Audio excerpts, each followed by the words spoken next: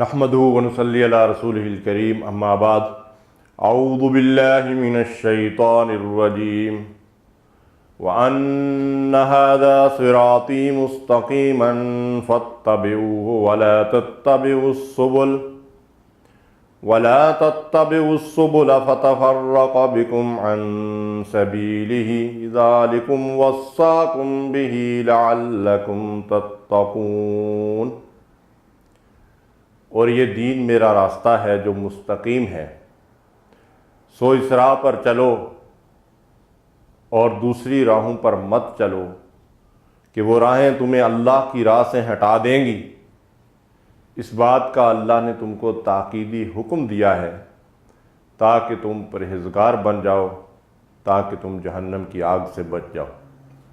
رب اشرح لی صدری ویسر لی امری واحلل عقدۃ من لسانی یفقہوا قولی سبحانک لا علم لنا الا ما علمتنا انک انت العلیم الحکیم۔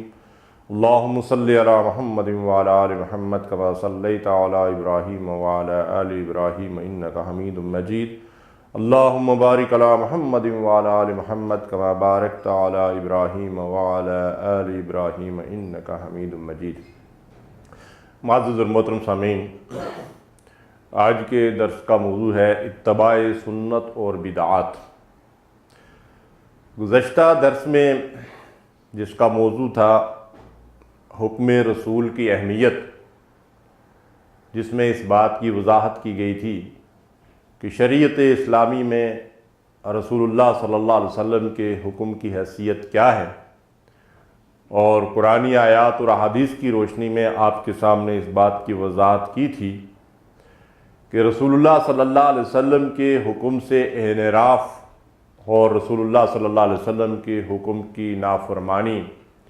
فسق و فجور ہے، اور یہ نفاق اور کفر کے مترادف ہے۔ ہمیں چاہیے کہ اللہ کے رسول صلی اللہ علیہ وسلم کا کوئی حکم ہمارے سامنے آئے تو دل کی رضامندی کے ساتھ اس حکم کی اطاعت کریں۔ ایک مقام پہ اللہ تبارک و تعالیٰ ارشاد فرماتے ہیں کہ جو لوگ اللہ کے رسول کو حکم جاننے کے باوجود اس حکم کی خلاف ورزی کرتے ہیں، اللہ تعالیٰ ان کے اعمال کو برباد کر دیتے ہیں۔ ارشاد فرمایا یا ایھا الذین آمنوا اطیعوا اللہ واطیعوا الرسول ولا تبطلوا اعمالکم، اے ایمان والو اطاعت کرو اللہ کی اور اطاعت کرو اس کے رسول کی، اور اپنے اعمال کو برباد نہ کرو۔ اس آیت کی تشریح میں مفسرین فرماتے ہیں کہ جس طرح کافروں نے رسول مقبول صلی اللہ علیہ وسلم کی نافرمانی کی اور ان کے اعمال باطل ہو گئے، تباہ و برباد ہو گئے، اس طرح ایمان والوں کو بھی رسول کی اطاعت اور فرمان برداری کا حکم دیا گیا ہے، کیونکہ اللہ اور رسول کی نافرمانی اعمال کی بربادی کا سبب ہے۔ فرماتے ہیں کہ اطیعوا اللہ و اطیعوا الرسول دو الگ الگ چیزیں نہیں ہیں، بلکہ اطاعت الہی یہی اطاعت رسول ہے، اور اطاعت رسول ہی اطاعت الہی ہے۔ میں نے پچھلی دفعہ آپ سے عرض کیا تھا کہ اطاعت کے معاملے میں اللہ اور اس کے رسول کی فرمان برداری میں کوئی فرق نہیں کیا جا سکتا۔ من یطع الرسول فقد اطاع اللہ، جس نے رسول کی اطاعت کی اس نے دراصل اللہ کی اطاعت کی، جس نے رسول کی نافرمانی کی اس نے دراصل اللہ کی نافرمانی کی۔ رسالت کی یہ جو حیثیت ہے، رسول کا یہ جو مقام ہے، کسی شاعر نے اس کا بڑا خوبصورت نقشہ کھینچا ہے۔ کہتا ہے از رسالت در جہاں تکوین ماں، از رسالت در جہاں تکوین ماں، از رسالت دین ماں آئین ماں۔ دنیا میں رسالت ہی سے ہماری مسلمانی کی پہچان ہے، اور رسالت ہی سے ہمارا دین ہے اور آئین قائم و دائم ہے۔ یعنی رسول اللہ صلی اللہ علیہ وسلم کے ذریعے سے ہی ہمیں دین ملا، ہمیں شریعت ملی، ہمیں ایمان ملا، ہمیں نماز ملی، ہمیں زکوٰۃ ملی، ہمیں ہر چیز جو کچھ بھی دین کا ہمیں ملا ہے، شریعت کے احکامات ملے ہیں، یہ سب کچھ رسول اللہ صلی اللہ علیہ وسلم کے ذریعے سے ہی ہمیں ملا ہے۔ تو جو کچھ پچھلی دفعہ عرض کیا گیا تھا، اگر اس کا خلاصہ اور نچوڑ قرآن کی روشنی میں ہم جاننا چاہیں تو سورہ نساء کی 2 آیات میں آپ کے سامنے رکھتا ہوں، اس کے بعد ہم آج کے موضوع کی طرف آتے ہیں۔ چونکہ اس موضوع کا تعلق جو ہے وہ گزشتہ موضوع کے ساتھ ہی ہے کہ حکم رسول کی اہمیت کے بعد ہم یہ جاننا چاہتے ہیں کہ سنت رسول کی اہمیت کیا ہے اور اس کے مقابلے میں بدعات جو ہے ان کی وجہ سے دین کا کیا نقصان ہوتا ہے۔ تو قرآن مجید میں سورہ نساء میں جہاں اللہ تعالیٰ نے وراثت کی تقسیم کے قواعد و ضوابط بیان کیے ہیں، اس کے بعد یہ دو آیات آئی ہیں جہاں اللہ تعالیٰ ارشاد فرماتے ہیں تِلْکَ حدود اللہ، یہ ہیں اللہ کی مقرر کردہ حدود، وَمَن يُطِعِ اللَّهَ وَرَسُولَهُ۔ اور دیکھیے قرآن مجید میں جا بجا ہمیں اللہ کی اطاعت کے ساتھ رسول کی اطاعت کا ذکر ملے گا، اس لیے کہ ان دو چیزوں کو الگ نہیں کیا جا سکتا۔ دراصل رسول کی اطاعت ہی اللہ کی اطاعت ہے۔ تو اللہ فرماتے ہیں یہ ہیں اللہ کی حدود، جو اللہ اور اس کے رسول کی اطاعت کرنے والے ہیں، یدخلہ جنات تجری من تحتہا الانہار خالدین فیہا وذالک الفوز العظیم۔ اللہ ان کو ان باغات میں داخل کرے گا، ان جنتوں میں داخل کرے گا جن کے نیچے نہریں بہہ رہی ہوں گی، ان میں وہ ہمیشہ ہمیشہ رہیں گے۔ ذالک الفوز العظیم، اور یہ ہے سب سے بڑی کامیابی۔ یہ کامیابی کس شخص کے حصے میں آئے گی؟ جو اللہ کی حدود کو پامال نہیں کرے گا اور اللہ اور اس کے رسول کی اطاعت و فرمانبرداری میں زندگی بسر کرے گا۔ لیکن اس کے مقابلے میں فرمایا وَمَن يَعْصِ اللَّهَ وَرَسُولَهُ، جو نافرمانی کرے گا اللہ کی اور اللہ کے رسول کی، وَيَتَعَدَّ حُدُودَهُ، اور جو حدیں اللہ نے یا اللہ کے رسول نے مقرر کر دی ہیں ان کی خلاف ورزی کرے گا، ان حدود کو توڑے گا، یدخلہ نارا خالدا فیہا وَلَهُ عذاب مہین،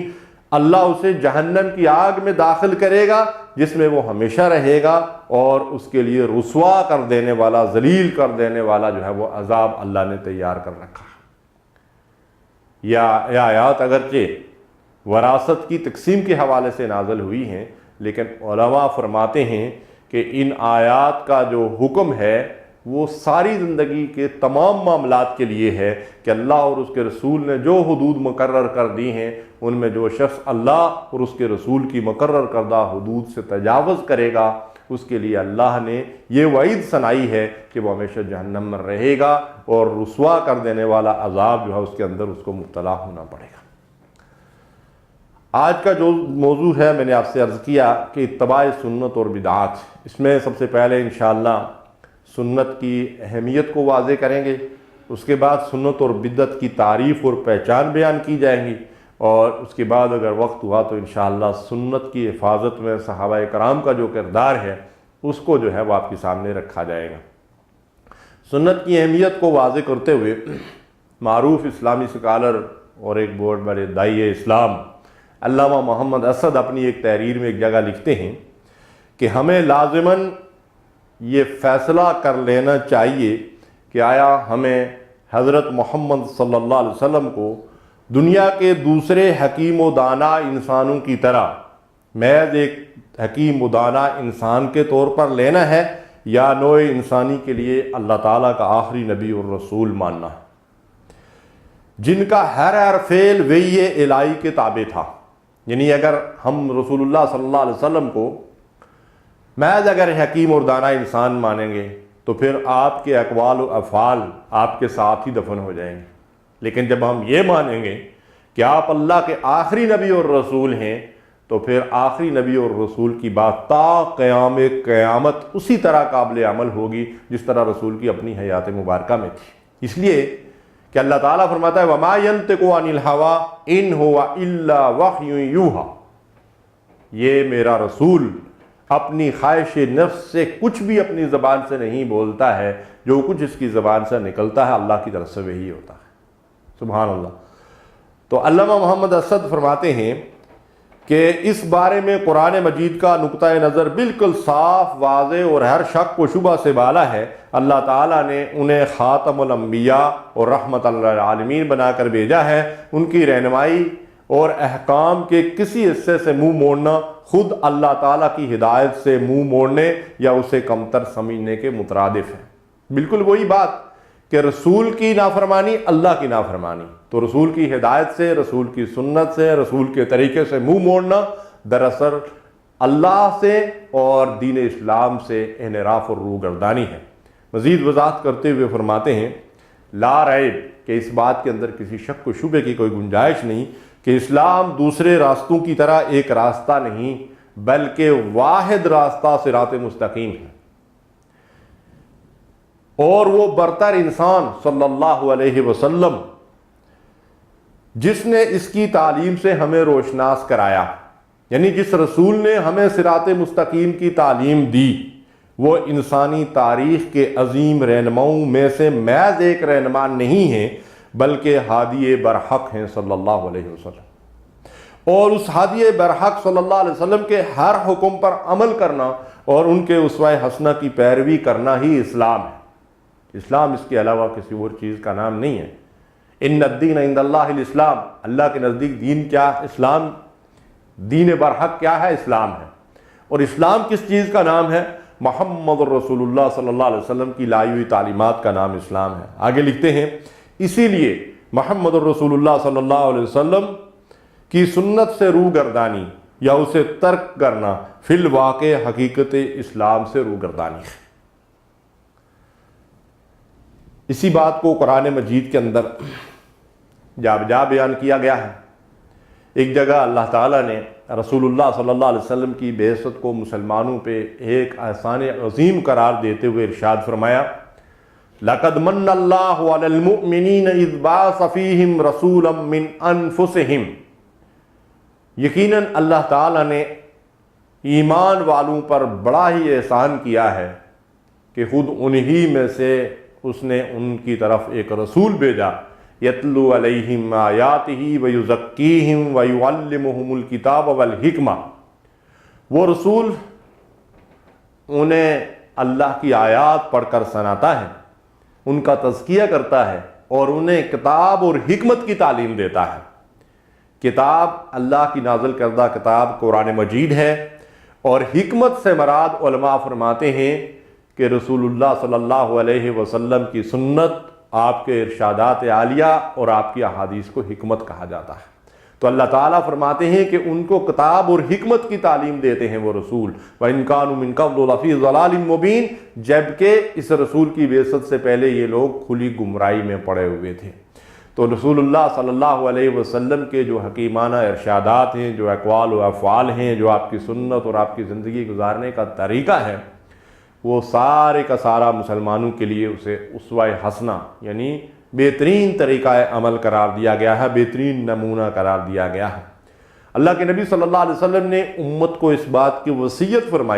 فرمایا ترکت فیکم امرین، میں تمہارے لیے دو چیزیں چھوڑے جا رہا ہوں، لن تضلوا بعدہما ما تمسکتم بہما، تم اگر ان دونوں کو مضبوطی سے تھام لو گے تو کبھی گمراہ نہیں ہوگے، کتاب اللہ و سنتی، اللہ کی کتاب اور میرا طریقہ، اللہ کی کتاب اور میری سنت۔ اور ارشاد فرمایا وَلَن يَتَفَرَّقَا حَتَّى يَرَدَ عَلَى الْحَوْضِ، یہ دونوں چیزیں ایک دوسرے سے جدا نہیں ہو سکتی یہاں تک کہ حوض کوثر پہ آ کر مجھ سے ملیں گی، یعنی قیامت قائم ہو جائے گی، لیکن قرآن اور سنت دونوں کو ایک دوسرے سے الگ الگ اور جدا نہیں کیا جا سکتا۔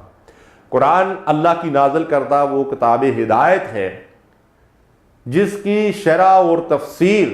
اور اس کے اوپر عمل کر کے محمد رسول اللہ صلی اللہ علیہ وسلم نے ہمارے لیے عملی نمونہ چھوڑا ہے۔ اس لیے یہ ممکن ہی نہیں ہے کہ ہم اللہ کی کتاب سے ہدایت حاصل کر سکیں رسول اللہ صلی اللہ علیہ وسلم کی سنت سے انحراف کر کے۔ فتنہ انکار سنت یہ خیر القرون میں ظاہر ہوا تھا، لیکن علماء کرام، محدثین، فقہاء کرام نے اس فتنے کو اس طریقے سے باطل ثابت کیا کہ پھر صدیوں تک یہ فتنہ دنیا سے غائب ہو چکا تھا۔ پھر بدقسمتی سے 13ویں صدی ہجری میں یہ فتنہ دوبارہ جو ہے ہمارے ملکوں کے اندر اور بالخصوص بر صغیر ہندوستان کے اندر یہ فتنہ پھر ظاہر ہوا، جس کو ہم فتنہ انکار حدیث یا منکرین حدیث کہتے ہیں، جنہوں نے یہ دعویٰ کیا کہ رسول اللہ صلی اللہ علیہ وسلم نے قرآن کی جو تشریح کی تھی وہ ان کے دور کے لیے تھی، آج ہم قرآن کی تشریح جدید حالات کے تقاضوں کے مطابق کریں گے۔ اس لیے انہوں نے سنت کو قرآن کا اور دین کا جو ہے وہ بنیادی ماخذ ماننے سے انکار کر دیا۔ علماء حق نے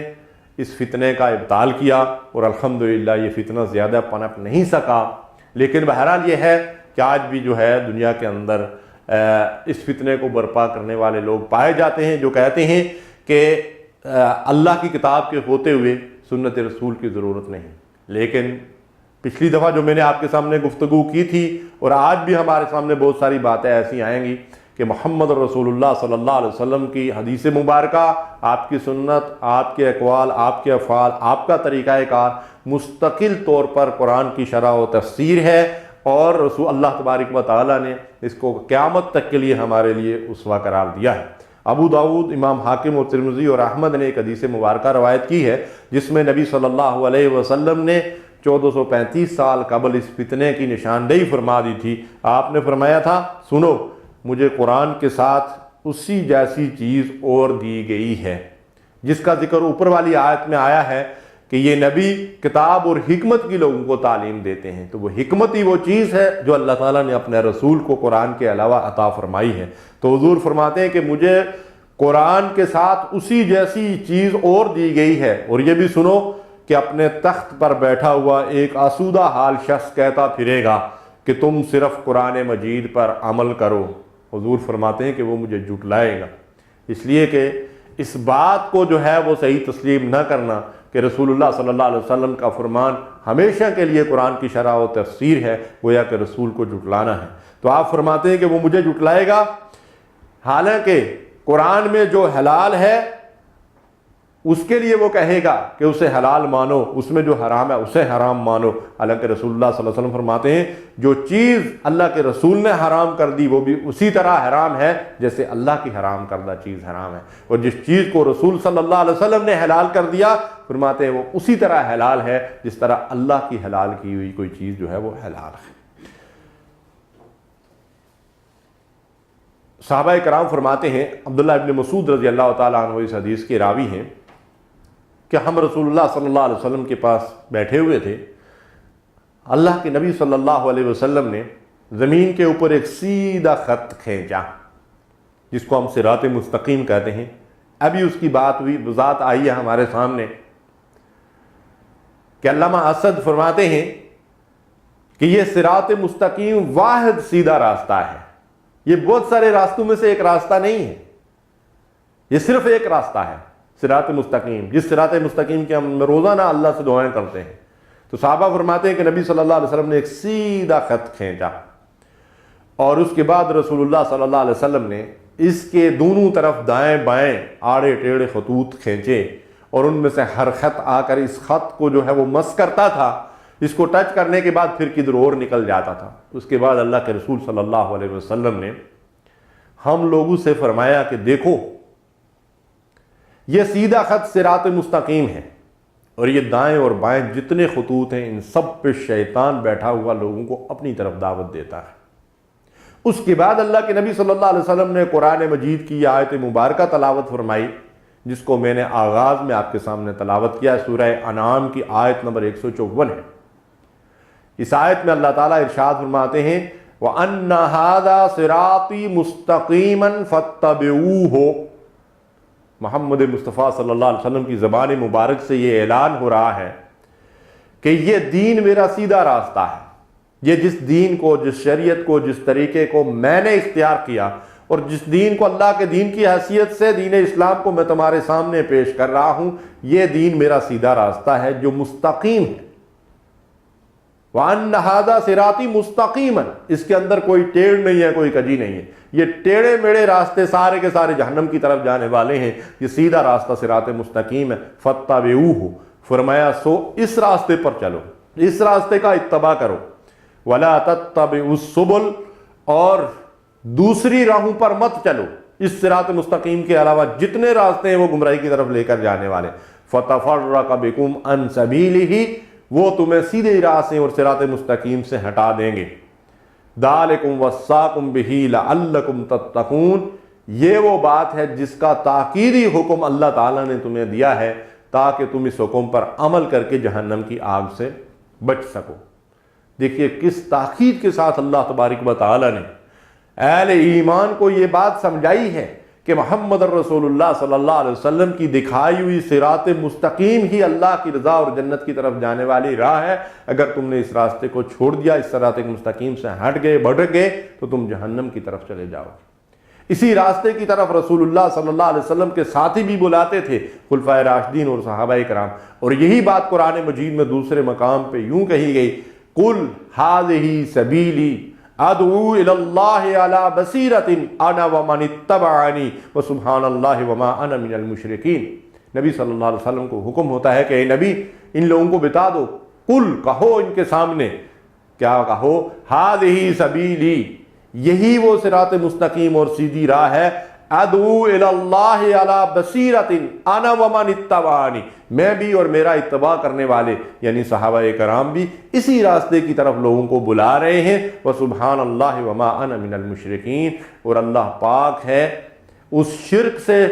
جو اس رب کے ساتھ یہ لوگ کر رہے ہیں، اور ہم لوگ ہرگز ان مشرکوں میں سے نہیں ہیں۔ تو یہاں نبی صلی اللہ علیہ وسلم کی زبان مبارک سے یہ کہلوایا گیا کہ میں اور میرے متبعین اسی صراط مستقیم کی طرف جو ہے وہ بلاتے ہیں۔ عبداللہ ابن عباس رضی اللہ تعالیٰ عنہ اس آیت کی تفسیر بیان کرتے ہوئے ارشاد فرماتے ہیں کہ وَمَنِ اتَّبَعَنِی، اور میرا اتباع کرنے والے، فرمایا کہ اس سے مراد صحابہ کرام ہیں۔ صحابہ رائے ہدایت پر تھے، علوم رسالت کے خزانے اور اللہ سبحانہ و تعالیٰ کے سپاہی تھے۔ اور ابن مسعود رضی اللہ تعالیٰ عنہ کا فرمان ہے کہ جو سنت پر چلنا چاہے وہ مردوں کے طریقے پر چلے، یعنی اصحاب رسول کے راستے پر۔ صحابہ کا گروہ اس امت میں سب سے زیادہ پاک باز اور پاک باطن گروہ تھا، جن کا علم بہت گہرا تھا اور بناوٹ بالکل نہ تھی۔ تو اللہ تعالیٰ نے رسول اللہ صلی اللہ علیہ وسلم کے ساتھیوں کو اس دین کی حفاظت کے لیے دراصل چن لیا تھا۔ ان کا انتخاب اللہ نے کس لیے کیا تھا؟ تفسیر مظہری میں یہ بات بیان کی گئی ہے کہ اختارہم اللہ لصحبت نبیہ ولاقامت دینہ، اللہ نے ان کا انتخاب کیا تھا، کن کا؟ صحابہ کرام کا، لصحبت نبیہ، نبی کریم صلی اللہ علیہ وسلم کی صحبت کے لیے، ولاقامت دینہ، اور اس دین کے قائم کرنے کے لیے، تاکہ وہ رسول اللہ صلی اللہ علیہ وسلم کی صحبت میں رہ کر وہ تعلیم و تربیت حاصل کریں، اس دین کو سیکھیں، پھر ان کے ذریعے سے یہ دین دنیا کے اندر قائم ہو اور قائم رہے۔ اور الحمدللہ صحابہ کرام نے اس دین کو قائم کیا، اس دین کو قائم رکھا، اور اس دین کے لیے ہر قسم کی قربانیاں دی، جس کے نتیجے میں یہ دین جو ہے الحمدللہ بعد کے لوگوں تک پہنچا، اور آج 14 صدیوں سے زیادہ عرصہ گزرنے کے بعد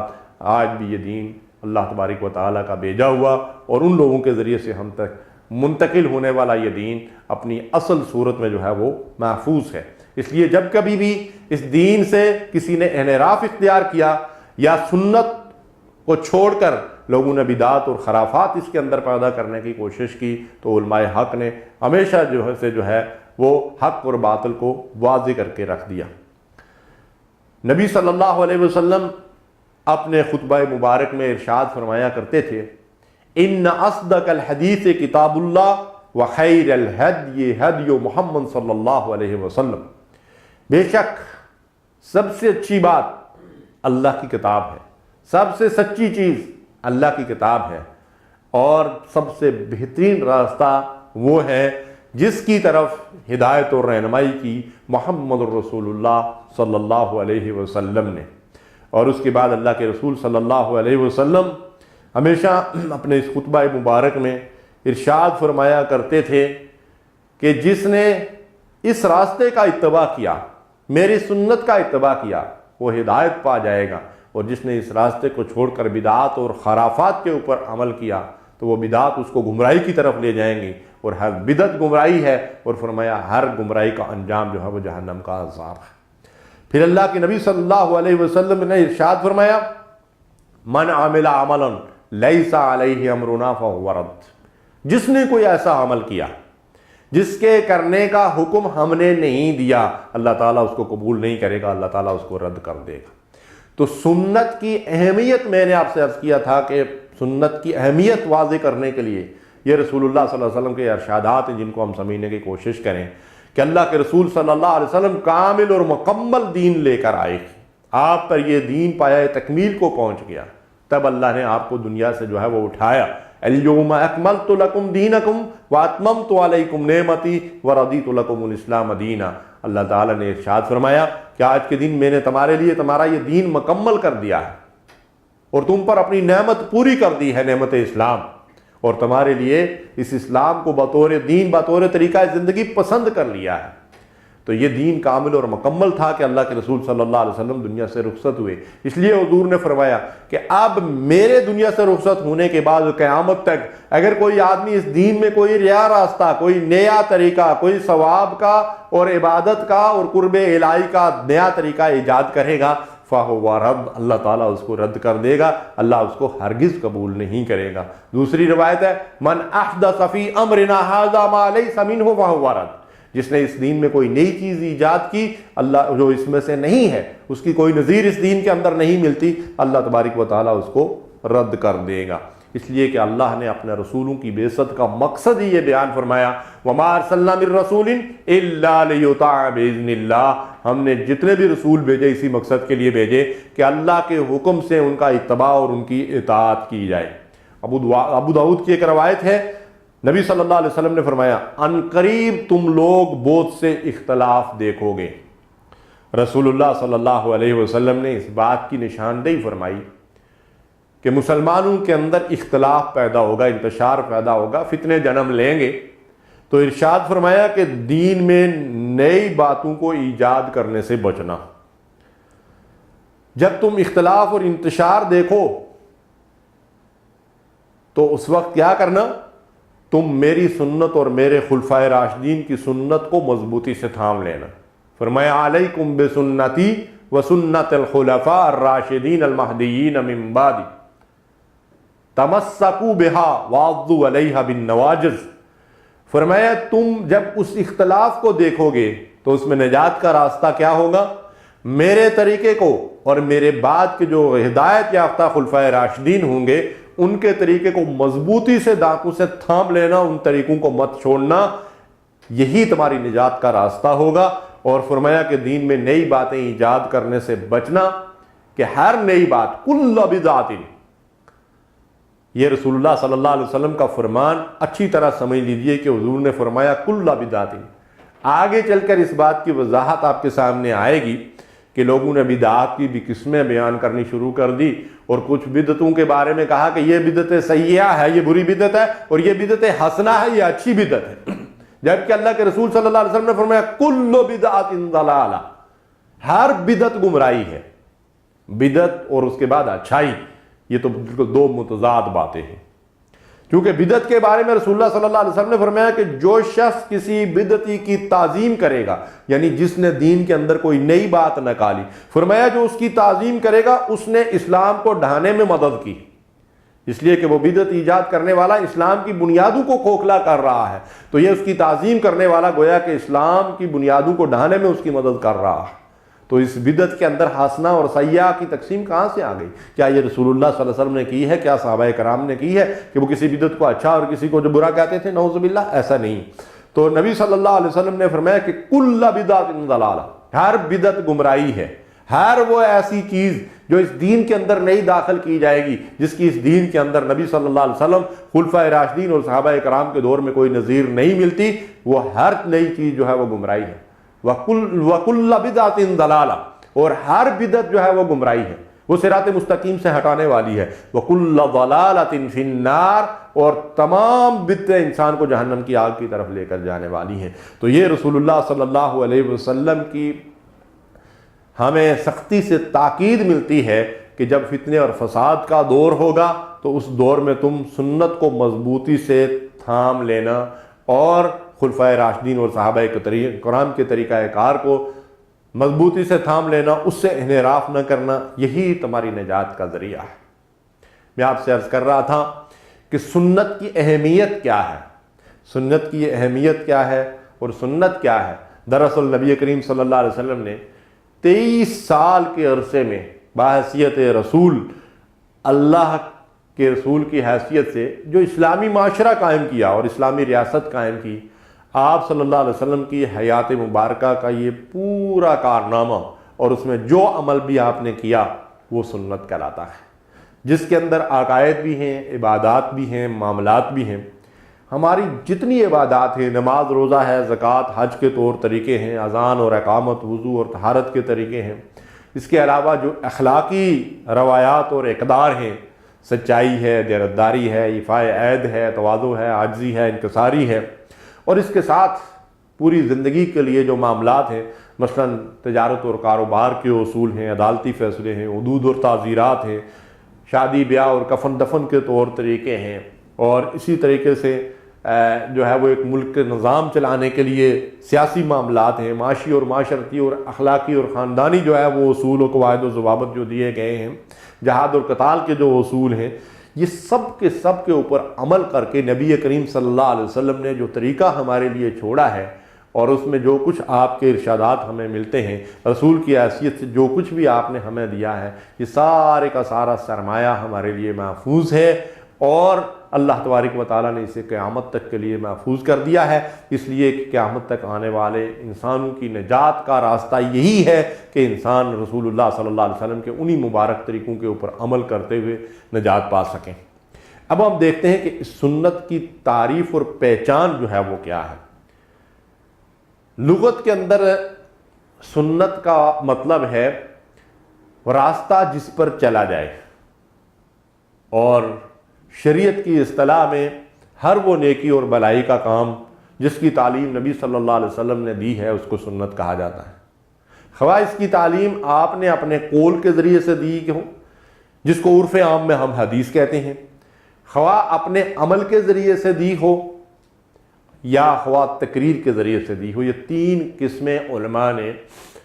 سنت کی بیان کی ہیں، یعنی قولی سنت، فعلی سنت اور تقریری سنت۔ قولی سنت سے مراد یہ ہے کہ نبی کریم صلی اللہ علیہ وسلم کے جو اقوال ہمیں ملتے ہیں، جو فرمان ہمیں ملتے ہیں، جو ارشادات ہمیں ملتے ہیں، جیسے نبی صلی اللہ علیہ وسلم نے فرمایا انما الاعمال بالنیات، اس میں رسول اللہ صلی اللہ علیہ وسلم نے فرمایا کہ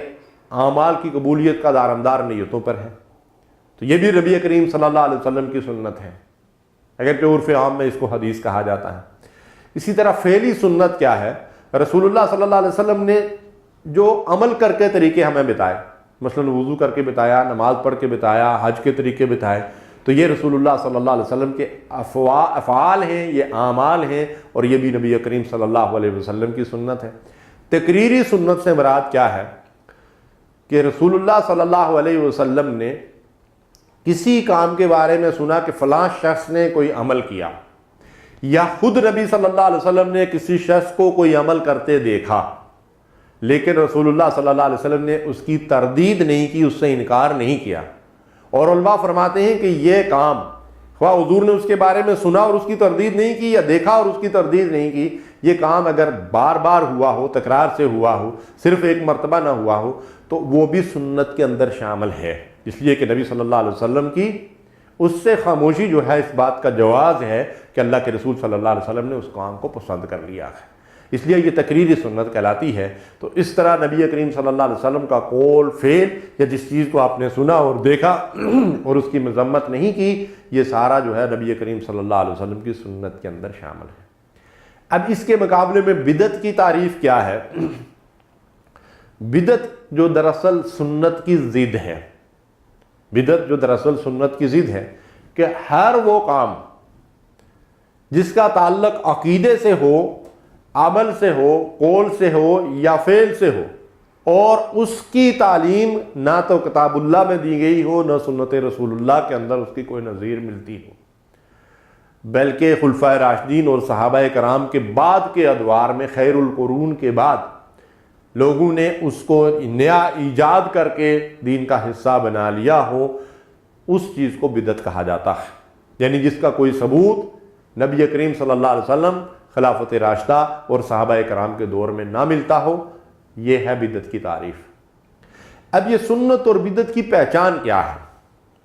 دراصل بہت سارے لوگ ہیں جب ان سے یہ کہا جاتا ہے کہ نبی صلی اللہ علیہ وسلم کی سنت کو مضبوطی سے تھام لو اور یہ جو بدعات اور خرافات ہیں ان کو چھوڑ دو، تو وہ بیچارے آگے سے ایک بڑا عجیب سا جواب دیتے ہیں، جی ہم کیا کریں، یہ فلاں فلاں لوگ جو ہیں دیکھیں وہ بھی بڑے عالم ہیں، ماشاءاللہ سنت رسول سے ان کے چہرے آراستہ ہیں، بڑی پگڑی باندھی ہوئی ہے، حضرت ہیں، علامہ صاحب ہیں۔ اب ہماری سمجھ میں نہیں آتا کہ سنت کیا ہے اور بدعت کیا ہے، اس لیے میں آپ کے سامنے اس کی ایسی سادہ سی پہچان رکھنا چاہتا ہوں۔ اس تعریف کو ذہن میں رکھیے کہ سنت اس طریقے کا نام ہے جو رسول اللہ صلی اللہ علیہ وسلم نے جس کی تعلیم دی ہے، اور بدعت وہ چیز ہے جس کی تعلیم نہ رسول اللہ صلی اللہ علیہ وسلم نے دی، نہ اللہ کی کتاب میں اس کا کوئی ذکر ہے، نہ صحابہ کرام الخلفائے راشدین کے دور میں اس کا کوئی ذکر ملتا ہے۔ تو اب ہم اس کو کیسے پہچان سکیں تاکہ ایک عام مسلمان بھی بدعات اور خرافات سے بچ جائے اور سنت رسول کے مطابق عمل کرے؟ تو پہلی بات تو یہ ہے، اس کی پہلی پہچان تو یہ ہے کہ جو چیز رسول اللہ صلی اللہ علیہ وسلم، خلفائے راشدین اور صحابہ کرام کے طریقے سے ثابت ہے، اس کے اوپر امت مسلمہ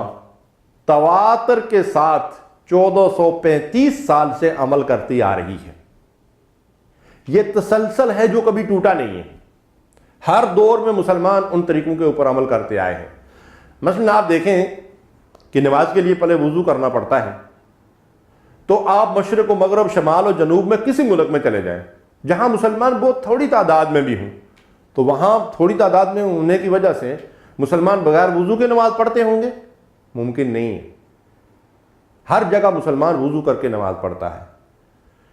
غسل کسی پہ واجب ہو جاتا ہے تو وہ غسل کرتا ہے، نبی صلی اللہ علیہ وسلم نے اس کی تعلیم دی ہے۔ اب نماز کے لیے مسجد میں مسلمان اکٹھے ہوتے ہیں، ان منادی ہوتی ہے، اذان دی جاتی ہے۔ کہیں کسی ملک کے اندر جو ہے اذان کے بغیر نماز پڑھی جاتی ہے، اذان دی جاتی ہے، پھر اس کے بعد جب جماعت کھڑی ہوتی ہے تو اس کے لیے اقامت کہی جاتی ہے۔ یعنی جو بھی طریقے رسول اللہ صلی اللہ علیہ وسلم کے ذریعے سے ہمیں ملے ہیں، وہ 14 صدیوں سے زیادہ عرصہ ہو گیا، ان کے اندر کوئی رد و بدل نہیں ہوا۔ یہ پہلی پہچان ہے سنت کی۔ اس میں آپ باقی ساری چیزوں کو دیکھ لیں، یعنی بچہ پیدا ہوتا ہے تو اس کا ختنہ کیا جاتا ہے، عقیقہ کیا جاتا ہے، قربانی مسلمان کرتے ہیں، تو یہ ساری چیزیں پوری دنیا کے اندر مسلمان کر رہے ہیں۔ لیکن اس کے مقابلے میں آپ دیکھیں، اور پھر اس کا ایک اور فائدہ آپ دیکھیں کہ یہ سنت رسول اللہ صلی اللہ علیہ وسلم کی جو ہے، اس کے ذریعے سے مسلمانوں کی صفوں میں اتفاق، اتحاد اور یکجہتی پیدا ہوتی ہے۔ یہ سنت مسلمانوں کو آپس میں جوڑتی ہے، اور جب تک مسلمانوں کے اندر بدعات اور خرافات پیدا نہیں ہوئی تھی، اس وقت تک مسلمان ایک امت تھے، ایک گروہ تھے، اور ان کی صفوں میں اتفاق، اتحاد اور یکجہتی تھی۔ جب رسول اللہ صلی اللہ علیہ وسلم کے مبارک طریقوں سے لوگوں نے انحراف کیا اور اس کے اندر نئی چیزیں داخل کی، تو اسی سے اختلاف اور انتشار شروع ہو گیا۔ امت کی یکجہتی جو ہے اس کو نقصان پہنچایا بدعات اور خرافات نے۔ مثلا آپ دیکھیں، میں مثال کے ذریعے سے آپ کو بات واضح کرنا چاہتا ہوں،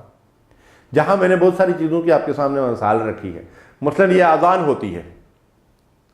تو یہ اذان لوگوں کو اکٹھا کرتی ہے۔ ایک محلے اور ایک بستی کے لوگ اس اذان کے ذریعے سے اکٹھے ہو کر مسجد کے اندر نماز ادا کرتے ہیں۔ لیکن کچھ لوگوں نے بعد کے ادوار میں یہ کیا کہ اذان سے پہلے درود شریف پڑھنا شروع کر دیا۔ اب یہ درود شریف نبی کریم صلی اللہ علیہ وسلم کے دور میں نہیں پڑھا جاتا تھا اذان سے پہلے بلند آواز سے، نہ خلفائے راشدین کے دور میں، نہ صحابہ کرام کے دور میں۔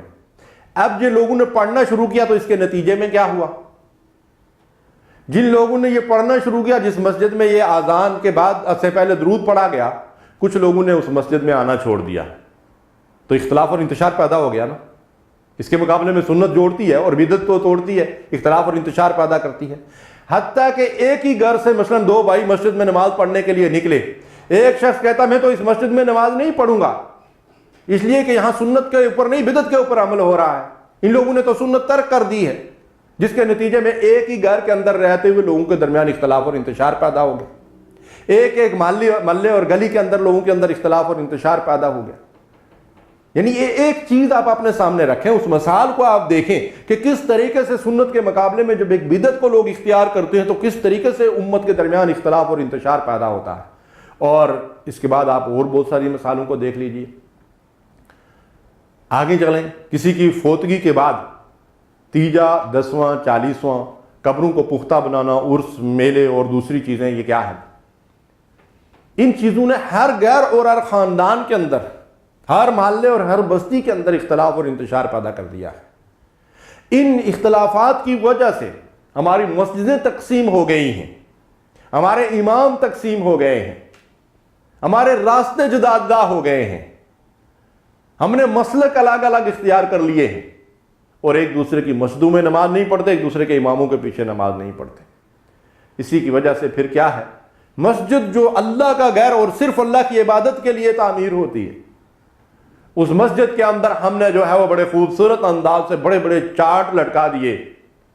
بڑے بڑے بینر لگا دیے، یہ بریلویوں کی مسجد ہے، یہ دیوبندیوں کی مسجد ہے،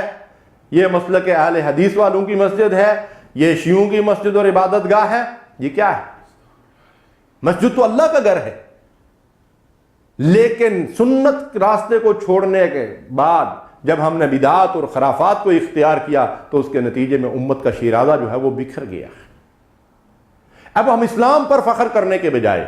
محمد رسول اللہ صلی اللہ علیہ وسلم کے طریقے اور راستے پر فخر کرنے کے بجائے اپنے مسالک کے اوپر فخر کر رہے ہیں، حتیٰ کہ اسلام نے ہم کو ہری پگڑی اور کالی پگڑی کے اندر جو ہے وہ محدود کر دیا ہے۔ ہمیں تو اصرار اس بات پہ کرنا چاہیے کہ یہ دین اسلام، اس کی بنیادیں یہ ہیں، اللہ کی بندگی اور غلامی اور محمد رسول اللہ صلی اللہ علیہ وسلم کی اطاعت۔ یہ قرآن مجید ہے، اس کو پڑھیں، یہ اس کے اوپر عمل کیجئے، یہ سنت رسول ہے، یہ طریقہ کار ہے، ہمیں اس طریقے کے اوپر عمل کرنا چاہیے۔ اس کے بجائے نہ صرف اپنے ملکوں میں جہاں مسلمانوں کی اکثریت ہے بلکہ مغربی ممالک کے اندر بھی جا کر ہم نے یہ فتنے برپا کر دیے، اور وہاں بھی اگر آپ دیکھیں تو بعض اوقات ایسی خبریں سننے کو ملتی ہیں کہ اپنے ہی گریبان میں جو ہے وہ شرم سے انسان جو ہے وہ جھک جاتا ہے کہ وہاں دیوبندی اور بریلوی کا یا ایک مسلک کا دوسرے مسلک والوں سے جھگڑا ہوتا ہے اور انتظامیہ کو مداخلت کر کے مسجد کو تالا لگانا پڑتا ہے۔ یہ کیا اسلام کا نقشہ ہے جو ہم غیر مسلموں کے سامنے پیش کر رہے ہیں؟ میرے بھائی اور میرے بزرگوں، اسلام نہ کسی خاص وضع قطع کا نام ہے، نہ کسی خاص لباس کا نام ہے۔ اسلام وہ بنیادی اصول ہمارے سامنے رکھتا ہے جن کو قرآن کے اندر بیان کیا گیا ہے، اور ان اصولوں کی شرح اور تفسیر اور ان کا عملی نمونہ محمد رسول اللہ صلی اللہ علیہ وسلم کی حیات مبارکہ ہے۔ ضرورت اس بات کی ہے کہ ہم ان اصولوں کی طرف جو ہے وہ رجوع کریں، ان اصولوں کی طرف توجہ کریں اور اس اختلاف اور انتشار سے اپنے آپ کو بچائیں۔ پہلی پہچان یہ سنت اور بدعت کی میں نے آپ کے سامنے کیا رکھی کہ سنت مسلمانوں کو آپس میں اتفاق، اتحاد اور یکجہتی کی تعلیم دیتی ہے، ان کو آپس میں جوڑتی ہے، اور بدعت ان کے درمیان اختلاف اور انتشار پیدا کرتی ہے۔ اس کی یہ چند مثالیں میں نے آپ کے سامنے رکھی ہیں۔ اب اس کی دوسری پہچان بتاتا ہوں آپ کو۔ سنت کی تعریف یہ ہے کہ وہ صدیاں گزرنے کے باوجود بھی اپنی ایک حالت پہ قائم رہتی ہے۔ مثلا جو چیزیں میں نے آپ کے سامنے عرض کی ہیں، وضو اور غسل اور طہارت کے طریقے ہیں، نماز پڑھنے کا طریقہ ہے، ختنہ ہے، عقیقہ ہے، نکاح اور طلاق کے طور طریقے ہیں، یہ آپ ہندوستان میں ہوں، آپ سعودی عرب کے اندر ہوں، آپ امریکہ میں چلے جائیں، برطانیہ میں چلے جائیں، ان طریقوں کے اوپر ایک ہی طرح سے عمل کیا جاتا ہے۔ لیکن اس کے مقابلے میں بدعت کی تعریف یہ ہے کہ وہ بیچاری گرگٹ کی طرح رنگ بدلتی رہتی ہے۔ مثلا بہت ساری زندہ مثالیں میں آپ کو دے سکتا ہوں کہ میں نے اپنی آنکھوں میں اپنی زندگی کے اندر بدعات کو مختلف انداز میں کس طرح دیکھا ہے۔ میں جب جوانی میں یا چھوٹی عمر میں تھا تو مرنے کے بعد جو ختم شریف پڑھائے جاتے تھے وہ ایک مردے مرنے کے بعد جو ہے وہ تیسرے دن پڑھایا جاتا تھا، دوسرا 15ویں دن پڑھایا جاتا تھا اور تیسرا 40ویں دن پڑھایا جاتا تھا۔ لیکن اس بدعت کے بعد اس کے بعد تبدیلی کیا ہوئی؟ اب آج کے دور میں جو ہے وہ چوتھے دن کے بجائے تیسرے دن، اور اس کے بعد جو ہے وہ 10ویں دن اور پھر 40ویں دن پڑھایا جاتا ہے۔ اگر یہ سنت رسول سے ثابت ہوتا تو کبھی اس کے اندر کوئی تبدیلی نہیں ہو سکتی تھی۔ اگر یہ خلفائے راشدین کے طریقے سے ثابت ہوتا تو کبھی اس کے اندر کوئی تبدیلی نہیں ہو سکتی تھی۔ پھر یہ ہے کہ ہمارے دور میں پورا دن مولوی ہمیں بٹھائے رکھتے تھے صبح سے شام تک، پتہ نہیں 1.25 لاکھ تسبیحات پڑھنی ہے، اتنا کلمے کا ورد کرنا ہے، پورا دن جو ہے وہ ختم شریف پڑھتے ہوئے گزر جاتا تھا۔ اب لوگ مصروف ہو گئے تو مولویوں نے کہا کہ اب تھوڑا سا اس کو مختصر کر دیا جائے، اب تھوڑے سے اکٹھے ہوتے ہیں اور تھوڑی دیر کے لیے اب اس کو قرآن خوانی کا نام دے دیا ہے، یا یہ ہے کہ مدرسے سے لڑکے جو ہے وہ پکڑ کر لے آتے ہیں، ان کو بٹاتے ہیں، قرآن پڑھا کر پھر حلوے مانڈے کھا کر دعا کر کے پھر رخصت ہو جاتے ہیں۔ اگر یہ چیزیں محمد رسول اللہ صلی اللہ علیہ وسلم سے ثابت ہوتی تو نماز روزے کے طور طریقوں کی طرح ان کے اندر کوئی تبدیلی پیدا نہیں ہو سکتی تھی، اور پھر آپ ایک چیز اور دیکھ لیجئے، بدعت کی میں نے آپ کے سامنے یہ عرض کیا کہ اس کی پہچان یہ ہے کہ یہ رنگ بدلتی رہتی ہے۔ آپ جس ملک سے بھی تعلق رکھتے ہیں، اگر آپ کے ملک میں بدعات اور خرافات ہیں تو آپ دیکھیں، پہلی چیز تو یہ ہے کہ ایک ہی گھر کے اندر اس کے اندر اختلاف اور انتشار پیدا ہو جاتا ہے۔ ایک بولتا ہے میں یہ کام کروں، دوسرا بولتا ہے نہیں میں تو نہیں کروں گا۔ اور پھر دیکھیں کہ ایک محلے بستی میں ایک ہی ملک کے اندر اس بدعت کے اوپر عمل کرنے کا ایک طریقہ ہے، اور دوسرے محلے اور بستی میں چلے جائیں وہاں اس کے اوپر دوسرے طریقے سے عمل ہو رہا ہے۔ یہ عرس اور میلے ہوں، یہ جشن میلاد النبی ہو، جشن میلاد النبی کی مثال کو بھی آپ اپنے سامنے رکھ لیجئے۔ بے شک عام لوگ، عوام محبت رسول کے جذبے سے سرشار ہو کر ایسی مجلسوں کے اندر جاتے ہیں، میں سمجھتا ہوں کہ وہ لوگ تو معذور ہیں، ان کو سمجھایا جا سکتا ہے، لیکن جو لوگ جان بوجھ کر ان چیزوں کو عبادت قرار دیتے ہیں اور محبت رسول کے تقاضے قرار دے رہے ہیں، وہ بڑا ظلم کر رہے ہیں دین اسلام کے ساتھ۔ اس لیے کہ رسول اللہ صلی اللہ علیہ وسلم نے اپنی حیات مبارکہ میں 23 سال کا نبوت کا دور ہے، اللہ کے نبی صلی اللہ علیہ وسلم سے کہیں ہمیں کوئی ایسا ثبوت نہیں ملتا کہ آپ نے فرمایا ہو کہ آج میری پیدائش کا دن ہے، چلو کچھ بیٹھ کر میلاد پڑھ لیتے ہیں اور اس کے بعد کچھ حلوے پکا کر تقسیم کر لیتے ہیں۔ نہ یہ بات خلفائے راشدین کو یاد آئی، نہ صحابہ کرام کو یاد آئی۔ تو کیا ان کی محبت نامکمل تھی؟ یا ہم خلفائے راشدین اور صحابہ سے زیادہ رسول اللہ صلی اللہ علیہ وسلم کے ساتھ محبت کرنے والے ہیں؟ ہم تو اس کا تو تصور ہی کرنا جو ہے وہ دین اور ایمان کے خلاف ہے۔ ان کے ایمان کو تو اللہ تعالیٰ نے کسوٹی قرار دیا ہے۔ فَإِنْ آمَنُوا بِمِثْلِ مَا آمَنْتُمْ بِهِ فَقَدْ اهْتَدَوْا، تم ہدایت تب پاؤ گے کہ ان ہدایت یافتہ لوگوں کی طرح تم ایمان لے آؤ۔ اور میں نے آپ سے عرض کیا کہ اللہ کے نبی صلی اللہ علیہ وسلم نے کیا ارشاد فرمایا کہ علیکم بسنتی وسنت الخلفاء الراشدین المہدیین من بعدی، تمہارے لیے میرا طریقہ اور میرے بعد ہدایت یافتہ خلفائے راشدین کا طریقہ ہے، اس کو مضبوطی سے تھامے رکھو۔ اور ایک روایت کے اندر آتا ہے کہ میرے بعد ابو بکر اور عمر کے طریقے کو مضبوطی سے تھامے رکھنا۔ کیا یہ ہدایت یافتہ لوگ ان طریقوں سے رسول اللہ صلی اللہ علیہ وسلم سے محبت کرتے تھے؟ تو عرض میں آپ سے یہ کر رہا تھا کہ آپ دیکھیے کہ یہ بدعت جو ہے یہ کسی مقام پہ آپ کو ملے گی، کسی مقام پہ ملے گی ہی نہیں۔ لیکن سنت میں نے آپ سے عرض کیا نا کہ اگر اذان ہوتی ہے تو پوری دنیا کے اندر مسلمان نماز کے لیے اذان دیتے ہیں، اقامت ہوتی ہے تو پوری دنیا کے اندر یہی طریقہ ہے۔ لیکن یہ تیجے 10ویں اور 40ویں جو ہیں یہ ہمیں پوری دنیا کے اندر کیوں نہیں مل رہے؟ ان کے رنگ مختلف سے کیوں ہیں؟ ان کے طریقے مختلف کیوں ہیں؟ اس لیے کہ یہ بعد کے ادوار میں لوگوں نے ایجاد کیے ہیں اور امت کے مجموعی مزاج نے اس کو قبول نہیں کیا ہے۔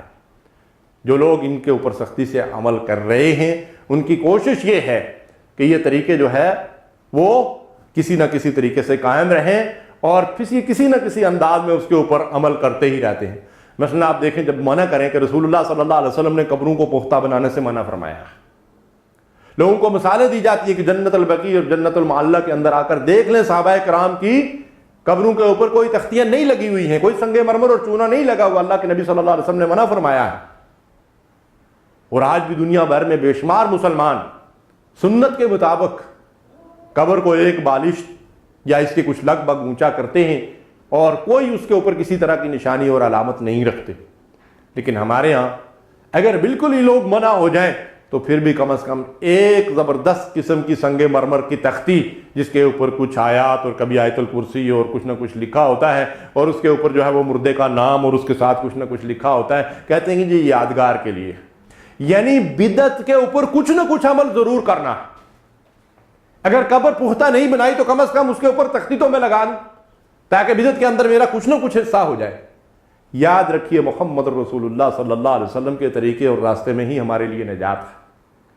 تو یہ دو باتیں جو میں نے آپ کے سامنے رکھی ہیں ان کے ذریعے سے ہم پہچان سکتے ہیں کہ وہ کون سے اعمال ہیں، کون سے اقوال ہیں، کون سے عقائد ہیں، کون سے افعال ہیں جن کی وجہ سے امت کے اندر اختلاف اور انتشار پیدا ہو رہا ہے۔ ان سے ہمیں بچنا چاہیے اور پھر ان طریقوں کے اندر ہم یہ چیز بھی اپنے سامنے رکھیں کہ ان میں سے وہ کون سے طریقے اور راستے ہیں جن کے اندر بار بار تبدیلی اور تغیر ہوتا رہتا ہے اور وہ کبھی ایک حالت پہ قائم نہیں رہتے۔ یہ دو پہچانیں جو میں نے آپ کے سامنے رکھی ہیں ان کے ذریعے سے آپ یہ بات جان سکتے ہیں کہ سنت کیا ہے اور بدعت کیا ہے۔ اس فرق کو سمجھنے کے بعد ہمیں اپنی پوری زندگی اللہ اور رسول کی ان ہدایات کے اوپر عمل کرتے ہوئے سنت کے مطابق عمل کرنا چاہیے اور بدعات اور خرافات سے بچنا چاہیے. یہی ہمارے لیے نجات کا راستہ ہے. اللہ ہم سب کو عمل کی توفیق دے. وآخر دعوانا الحمد للہ رب العالمین وصلی اللہ علی نبینا محمد وعلی آلہ وصحبہ اجمعین.